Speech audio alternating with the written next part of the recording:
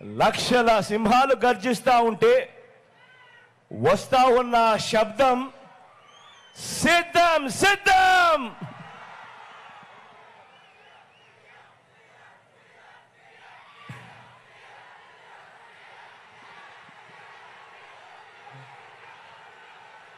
వచ్చే 5 ఏళ్లలో మన రాష్ట్ర భవిష్యత్తును, వచ్చే 5 ఏళ్లలో మన పేదల ఇంటింటి భవిష్యత్తును నిర్ణయించే ఎన్నికలు జరగడానికి ఇక కేవలం 5 వారాలు మాత్రమే గడువు ఉంది. ఈ ఎన్నికలు ఎంపీలను ఎన్నుకునే ఎన్నికలు మాత్రమే కావు. ఈ ఎన్నికలు జగన్కు చంద్రబాబుకు మధ్య యుద్ధం కాదు.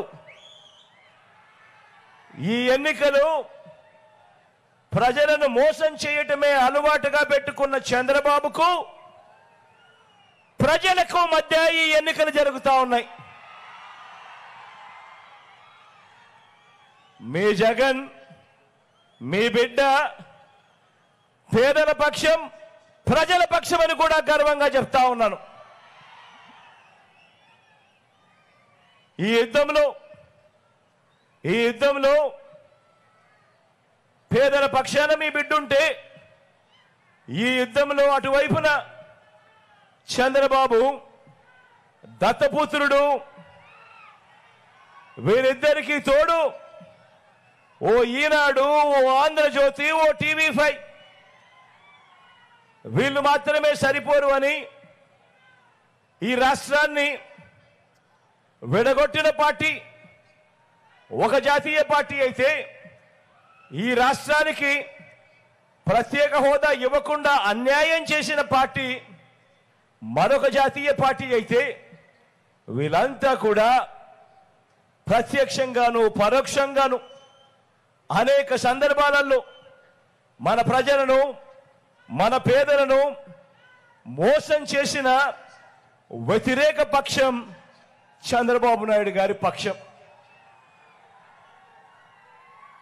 మరి ఇలాంటి సందర్భాలలో మే 13న జరగబోయే సంగ్రామంలో ఇంటింటికి మంచి చేసిన మనందరి ప్రభుత్వం, మనందరి పార్టీ, మనందరి ప్రభుత్వానికి, మనందరి పార్టీకి మద్దతు ఇవ్వడం ద్వారా, ఇంతకు ముందే నేను చెప్పా, ఈ ఎన్నికలు కేవలం ఎమ్మెల్యేలను, ఎంపీలను ఎన్నుకునే ఎన్నిక మాత్రమే కాదు అని చెప్పి, ఈ ఎన్నికల్లో మన పార్టీకి, మన ప్రభుత్వానికి మద్దతు ఇవ్వడం ద్వారా పేదలు, పిల్లలు, అక్క చెల్లెమ్మలు, అవ్వ తాతలు, రైతులు, బడుగులు, బలహీన వర్గాలు, మైనారిటీలు, వృత్తి వర్గాలు, 3 ప్రాంతాలు, వీరందరి ప్రయోజనాలను రక్షించుకునేందుకు, జరిగిన మంచిని కొనసాగించేందుకు మీరంతా కూడా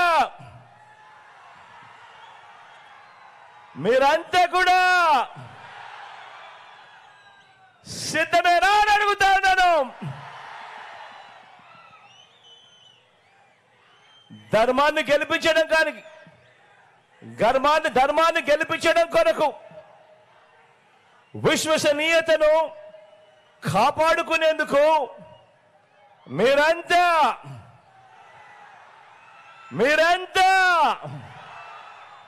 సిద్ధమేనా అని అడుగుతాను.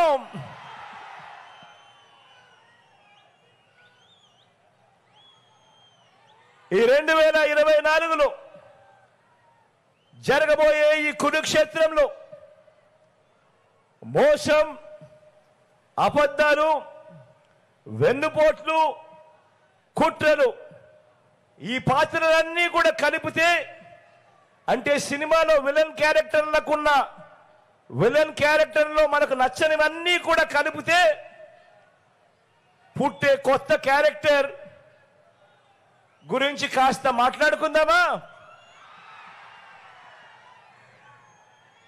పుట్టే ఆ కొత్త క్యారెక్టర్ ఆ చంద్రబాబుని గత 4 నెలలుగా నేను కొన్ని ప్రశ్నలు అడుగుతూ వచ్చా. గత 4 నెలలుగా అడుగుతా ఉన్నా ఈ ప్రశ్నలు. అయ్యా 14 ఏళ్ళు సీఎంగా చేసావు, 3 సార్లు సీఎంగా చేశానని చెప్పుకుంటావు. మరి నీ పేరు చెబితే పేదలకు గుర్తుకొచ్చే పథకం కనీసం ఒక్కటంటే ఒక్కటైనా ఉందా? అయ్యా నీ పేరు చెబితే కనీసం పేదలకు ఒక్కటంటే ఒక్కటైనా నువ్వు చేసిన మంచి ఏదైనా ఉందా? 2 చేతులు పైకెత్తారా బా? ఇలా ఇలా ఇలా ఇలా ఇలా ఇలా ఇలా ఇలా ఇలా ఇలా ఇలా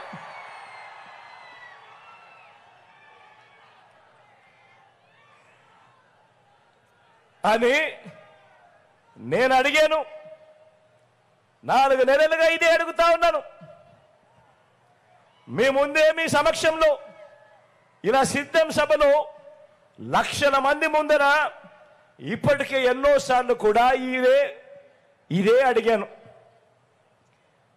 మరి చంద్రబాబు సమాధానం చెబుతాడా? పేదలకు ఆయన చేసిన ఒక్క మంచైనా, ఒక్క మంచి పథకమైనా, ఒక్క పేరైనా చెబుతాడా? నాకు చెప్పలేదు సరే, కనీసం మీకైనా చెప్పాడా?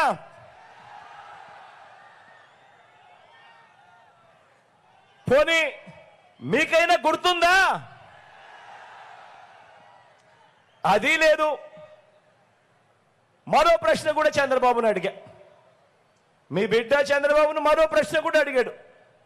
అయ్యా చంద్రబాబు, 3 సార్లు ముఖ్యమంత్రిగా చేశావు అని చెప్పుకుంటావు, 14 ఏళ్ళు ముఖ్యమంత్రిగా పరిపాలన చేశావు అని చెప్పుకుంటావు. మరి ఎన్నికల ముందు ఆ 3 సార్లు ఎన్నికల మేనిఫెస్టో అంటూ రంగురంగుల కాగితాలు ఇచ్చావు. ప్రతి ఎన్నికల సందర్భంలోనూ ఈ 3 మేనిఫెస్టోలను ప్రతి సందర్భంలోనూ ఇచ్చావు. ఆ తర్వాత ఎన్నికలు అయిపోయిన తర్వాత ఒక్కసారైనా కూడా ఇలా నాలా పబ్లిక్గా నీ మేనిఫెస్టో చూపించి, ఇదిగో నేను చెప్పిన మేనిఫెస్టోలో ఇచ్చిన హామీలు ఇదిగో నేను నెరవేర్చా అని కనీసం నీ మేనిఫెస్టోలో నీవు చెప్పింది కనీసం ఒక్కటంటే ఒక్కటైనా కూడా చేశాను అని చెప్పి కనీసం ఇలా మేనిఫెస్టోను పబ్లిక్ గా చూపించే కార్యక్రమం కనీసం ఒక్కసారైనా చేసావా నీ 14 ఏళ్ల ముఖ్యమంత్రిగా పదవిలో ఉంటూ? ఇలా బా ఇలా 2 సార్లు ఇలా ఇలా ఇలా ఇలా ఇలా ఇలా ఇలా ఇలా ఇలా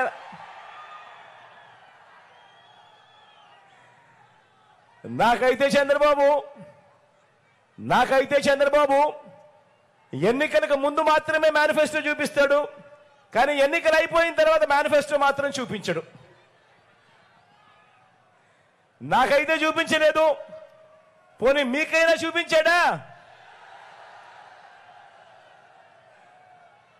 అసలు మేనిఫెస్టో కాపీలైనా చూపించే దమ్ము, ధైర్యం, నిబద్ధత నీకుందా చంద్రబాబు అని అడుగుతా ఉన్నాను.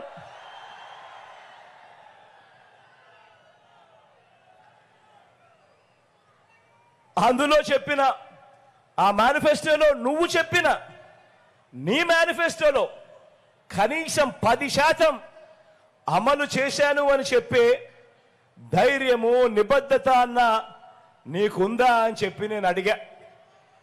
నాకు సమాధానం చెప్పడం లేదు. పోనీ మీకైనా సమాధానం చెప్పాడా అని అడుగుతా ఉన్నా. పోనీ అది పోనీ ఇంకో ప్రశ్న కూడా ఇదే పెద్ద మనిషి చంద్రబాబు నాయుడు అడిగా.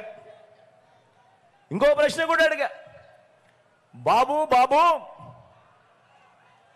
చంద్రబాబు 3 సార్లు ముఖ్యమంత్రి అని చెప్పుకుంటావు, 14 ఏళ్ళు ముఖ్యమంత్రిగా పరిపాలన చేశానని కూడా చెప్పుకుంటావు. మరి ముఖ్యమంత్రి అయిన మీరు, 14 ఏళ్ళు ముఖ్యమంత్రిగా చేసిన మీరు నిజంగా మీ మార్క్ అంటూ గ్రామంలో కానీ, పేదల గుండెల్లో కానీ, సామాజిక వర్గాల్లో కానీ, అభివృద్ధిలో